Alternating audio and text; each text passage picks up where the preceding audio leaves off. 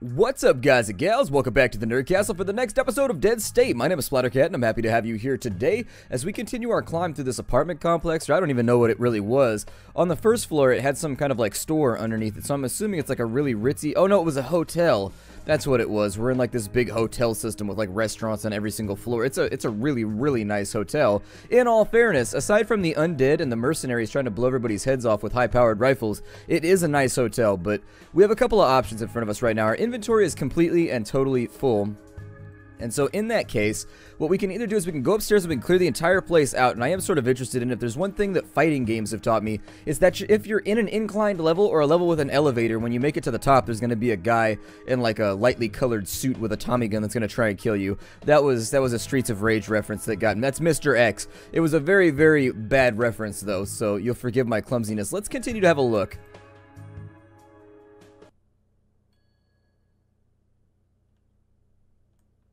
Okay, so there's barricades up in here.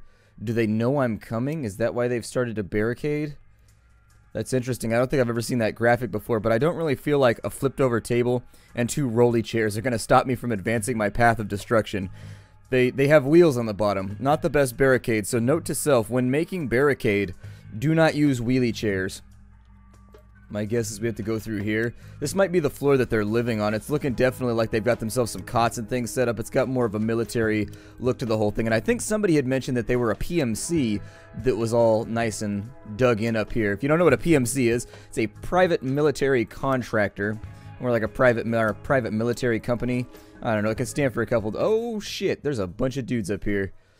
Okay, so what do they have going on? I was lucky enough to get the first click right there, but I just want to make... Okay, so they have combat shotties.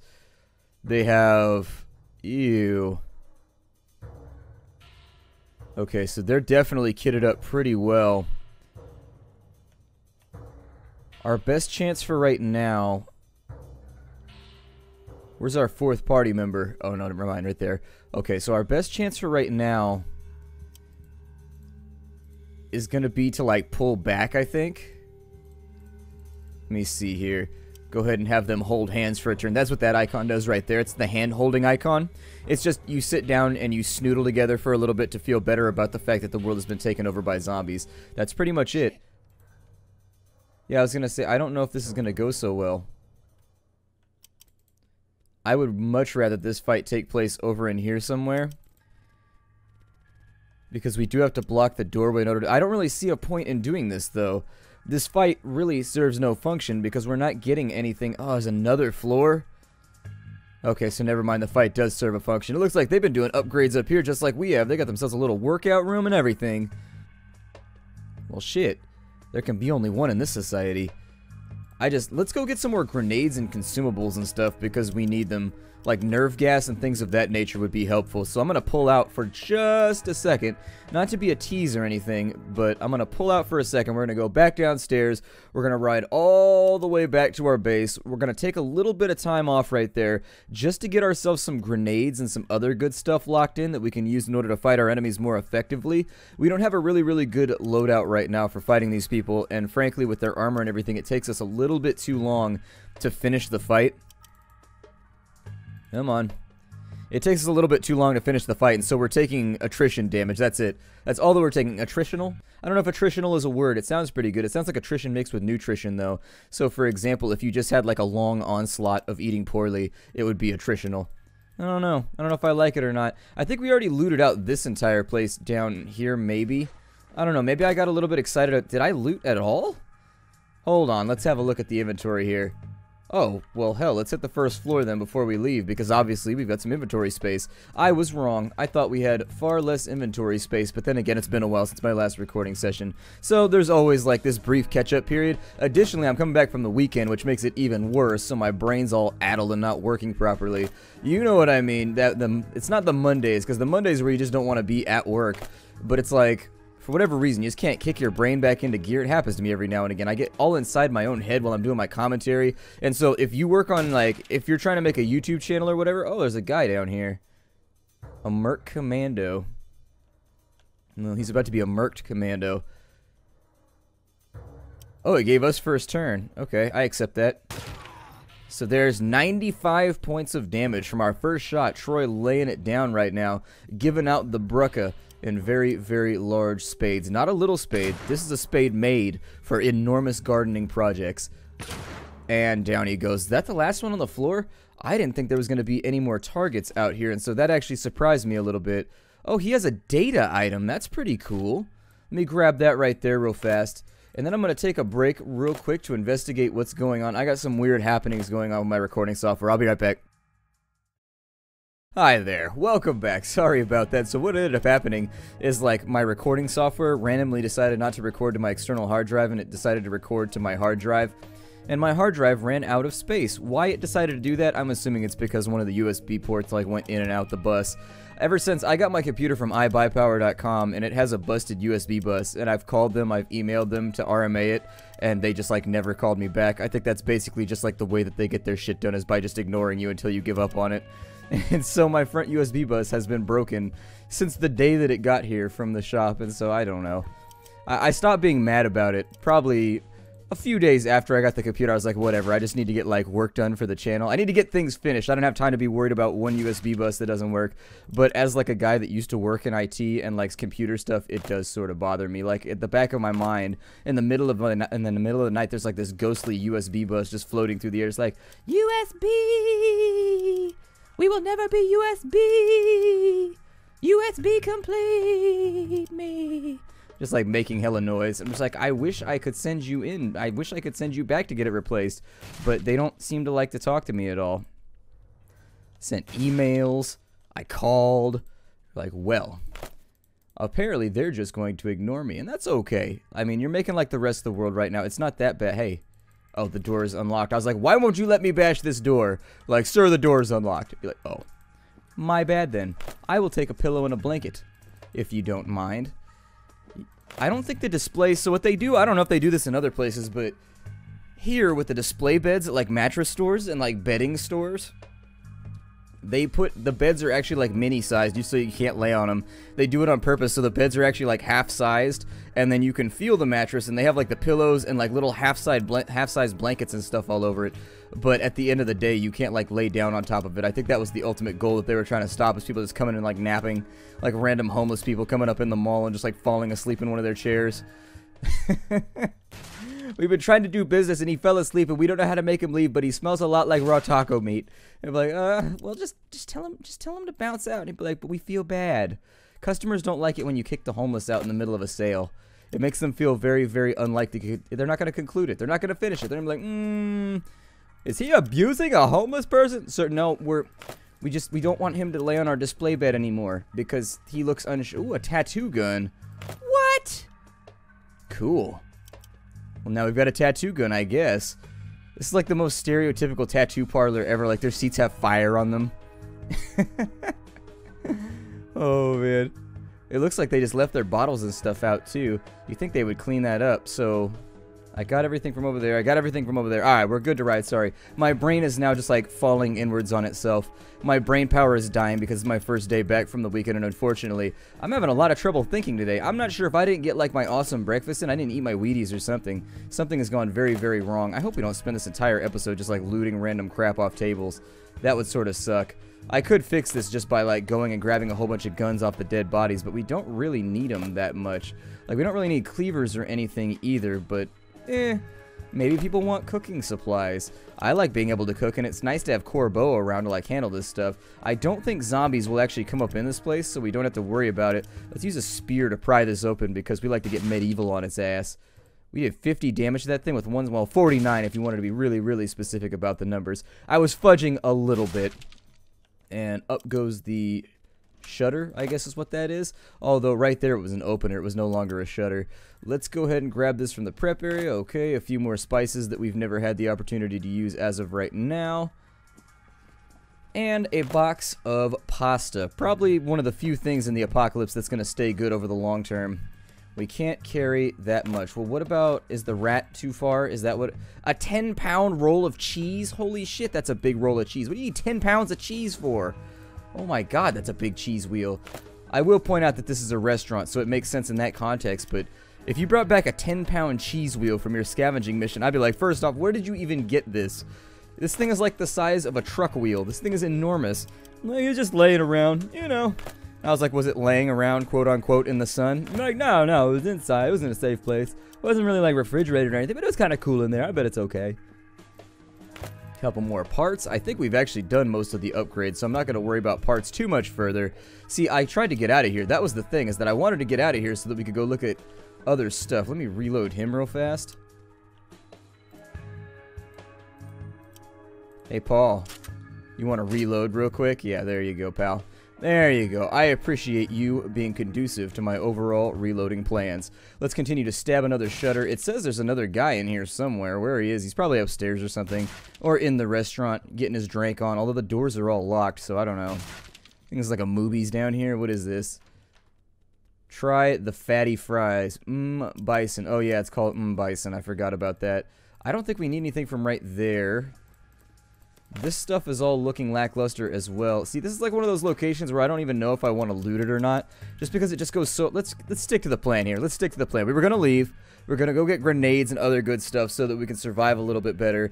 And then after that, we were going to come back and clear out the remaining couple floors because I'm interested in what might be happening upstairs. We're also not going to talk to the girl over here because she has the tendency to bug your game out and make all kinds of weird stuff happen that will eventually force you to load a save and then cry a little bit inside.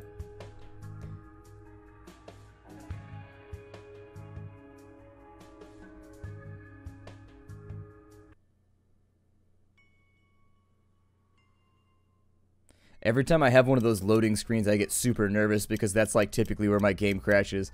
It's always during a loading screen. So every time I have one, I'm just like, eh, and I'm like super nervous about it, and then it doesn't crash, and then I feel good and I'm happy. Sorry about that. Just like riddled with technical problems today. I'm not really sure why. Not really sure why, but I have to live with them at this point. So we're back at the shelter. The goal here was to kit up, and I know I've been saying that like the entire time, but let's jump inside the shelter. We're going to unload the stuff that we have on us, so namely the armor, the guns, and all that stuff we've been doing over the course of the entire game. And once we've got all of that taken care of, yeah, that'll work. We'll throw those in there. Oh, he's still got a Molotov? Well then, I didn't even realize that Tweedletime had a Molotov. That might have been useful had I known previously. Alright, well, we'll move that back. He's got 34 bullets left. That should be enough to get the job done. Under our weapons menu, we've got a little jar of acid, and so it does 15 to 45 chemical damage, and it does a 2 attack radius, so that should be like a 3x3, I think. Or does it do a 2x2? Either way, it says radius 2. So I assume it's going to do some kind of like splash damage as well. We also wanted to look for anything else we could throw into our kit that would make our lives easier. So the firecracker, I don't think that's going to help very much. The Molotovs, however, are going to be very useful. So let's grab Paul. There it is. And so now that we have grabbed Paul and he's looking satisfied and smiling. Do these only stack in 3s? That must be what it is, huh? Okay, so I guess we've got a bunch of maybe do they get made in 3s, or do they just, I don't know.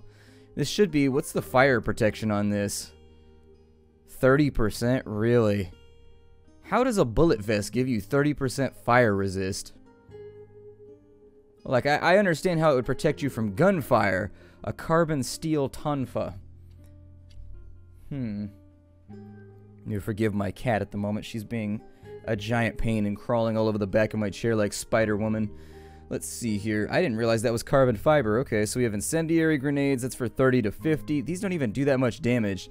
Do they hang out like in one spot, though? Do they set the enemy on fire like oh, it's got immolate 100%. Okay.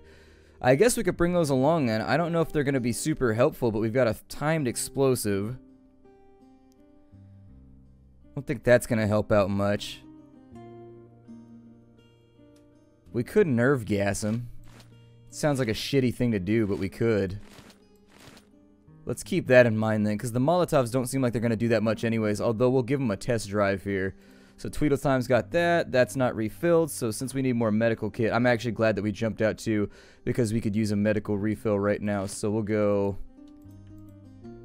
Maybe, how much do we need? It was on we need 14, I think. So there it is. I can count and do math. And so since we've got 14 of those, 14 band-aids to make all of our boo-boos go away. I hope we can get back over there before nightfall so that we don't take an accuracy penalty. That would suck. That would be super weak, and it would not be something that would make me very happy. I should check Charleston's gear, too, and see if his pimpin' plate mail over here. His plate mail, oh, pimpin' +7 is as good as I think it is. I doubt that it is, though. Unless he reinforced it with, like, Kevlar or something. I don't see the point. And then if you're going to reinforce steel plate mail with Kevlar anyways, it kind of just seems like you might as well just go with the Kevlar in the first place. I think we're getting attack bonuses at 7:30, but we'll go back upstairs. We'll try and get ourselves locked in, fighting with the enemy before anything else goes wrong. Back in we go. All the way over. Lots of transitional zones here. Lots and lots of transitional zones. I hear the footsteps drawing closer. You guys gonna make good? We're gonna make it. Fantastic. I'm hoping this game will be finished up by the time we get to Pillars of Eternity in a couple weeks. I'm really, really hoping, in fact, because I already had a chance to get in contact with the developers of Pillars of Eternity, and I would love to replace this game with Pillars of Eternity since they're both sort of like CRPG type deals. Although realistically, I think Pillars of Eternity is probably going to be a little bit better. Dead State still a very, very rough game. A very rough game. Like, it would be fun had you paid like $5–10 for it, but if you paid full price for it or you backed it, I could definitely see being a little bit frustrated with the way the game goes down, because honestly, when it goes down, it tends to sink everything else along with it. No, I'm being overly negative, right? Ugh, I hate that so much. Alright, I think we were up 2 floors maybe? I don't know how many floors this apartment complex goes, but might as well go have a look. That's barricaded. So we gotta go to this side right here. I think we were actually only up like maybe a couple floors. We'll find out in a second. Are you guys coming? So hopefully with this fight, like what I'm hoping I can do with this anyways is like at least get it somewhat situated around this. I mean, this room sucks right here. Like this room is really, really bad for this fight, and it's not going to do much for us, especially given the way that our characters are like idiots that are like, they just follow around oddly. And so what I'd like to do is I need to arrange them to receive attackers. So like I need you right there. Like I would need you right there. Paul right there would work, and then we could bait this in with Troy maybe, because this room is not gonna work. And so the way I personally would do this would just be to put 27 on him right there, and then just kind of like fall back and see if they follow. Really, they're just gonna let me do this, huh? Yeah, these mobs are super janky. I'm going to see if I can draw them forward slightly by allowing the firefight to take place. This is going to be risky, but I need to find out. Okay, well, a couple of them are coming in. The one with the shotgun is worrisome because he just moved a long ways and took a shot. He must have had really, really high AP. My goal now would be to drop him and then just like pull this back real quick. Oh, that ended the combat? Well, shit. I know that was me first. I was spamming on the spacebar right there. I know that was. Sometimes the game just, like, gives it to the enemy for some reason. I don't know.